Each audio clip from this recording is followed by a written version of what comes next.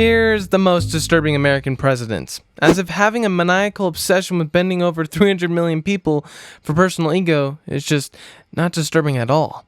I'll start with the least disturbing freak and move down to the totally off the rails gentleman. Number 5. Teddy Roosevelt, the 26th president of the United States, a scholar and an avid animal collector.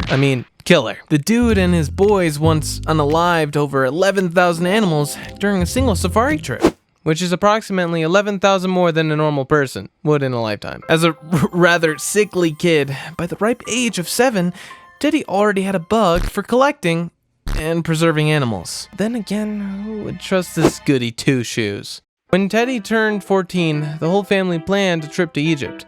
Our boy was Not impressed. Ma, I don't want to go. What am I gonna do there?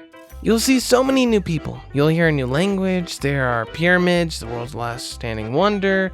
There will be birds and camels, deserts larger than the sea. Teddy, where are you? You had me at the birds. Tio managed to collect only 3 Egyptian plovers and later described the trip as one of the most useless periods of his life. But throughout his life, this delicious snack never lost his little hobby. In 1909, the ex-president went on a safari trip to Eastern Africa. He had a great time, collecting different animals for scientific purposes, obviously. According to the tally that Teddy kept with him, which, by the way, does not look like a competition at all, he managed to collect 512 animals, including the rhino. In order to commemorate Teddy's scientific spirits and just have an easier time remembering all the animals he collected, I made this little jingle for you guys. Lions, cheetahs, leopards, hippos, zebras, rhinos, giant eland, common waterbuck, sing-sing waterbuck, warthogs, leave the hogs alone, common eland, elephant, oryx, wild beast, hartebeest, impala, killspringer, chinook, tick, monkey, ostrich, straight bustard, lesser bustard, pelican, python. Some animals are not that relevant. Crocodile. Number 4. Speaking of animals, while the White House is known for hosting the most distinguished people in shit story, it historically has been a sacred place for aspiring perverts alike. Here's Lyndon Johnson, the 36th president of the United States, known for escalating the conflict with Vietnam into a full-blown war. But let's not sell the man short, guys. His talents were multifaceted. He never treated the cabinet like shit, but surely he left 1 or 2 logs on the White House lawn. Here's a little game for 2. No, where in the White House Lyndon never managed to pee.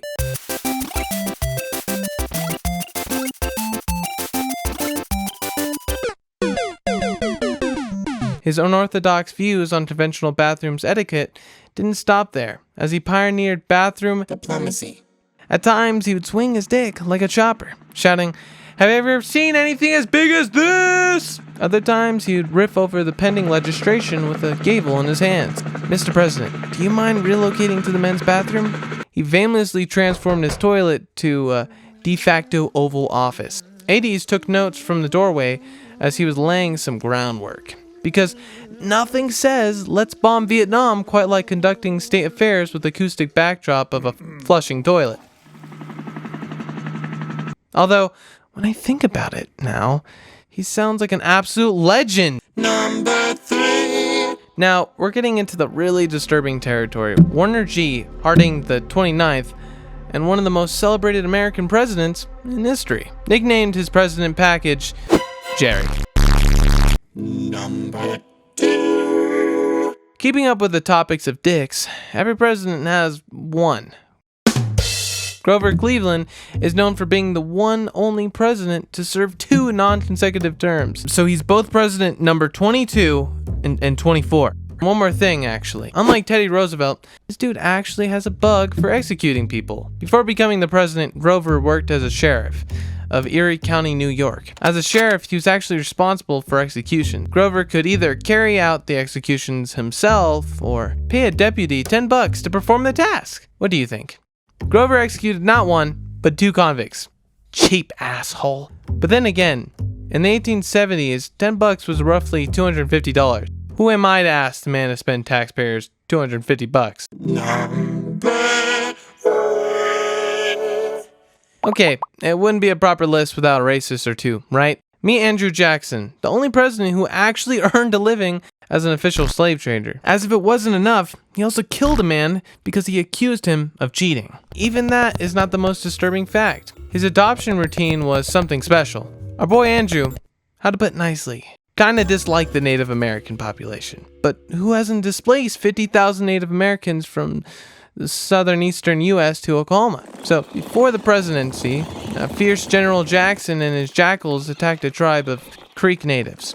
After the soldiers wiped out nearly all the men, Jackson found a young boy in the rubble. His ice-cold heart melted, and he took the poor boy home. Jackson named the kid Linkoya. Sounds like a cute pet's name, right? He literally referred the kid as a pet, just to clear any doubts, per usual. Jackson then gave the boy to his 6-year-old son, Andrew Jr. Jackson liked the whole process so much that he adopted 2 more native kins, and gave them away to his wards, a true philanthropist. Number 1 again. Speaking of Grover, the only non-consecutive disturbing president on the list. You'll love this one. Grover entered the White House being single. As a bachelor, he often said, "I'm waiting for my bride to grow up." And he was a man of his words. Back when Grover was a 20-year-old lawyer, his partner had a daughter named Frances. Cleveland grew fond of little Frances, brought her gifts, and occasionally looked after the kid. But Frances' father tragically passed away, and the 11-year-old's education was entrusted to Uncle Cleve. In college, the two regularly swapped letters, and when she turned 21, she married her 49-year-old sweetheart. They later divorced, grew up to a woman, took her child away from her, but I think that's another story. Like, share, and subscribe!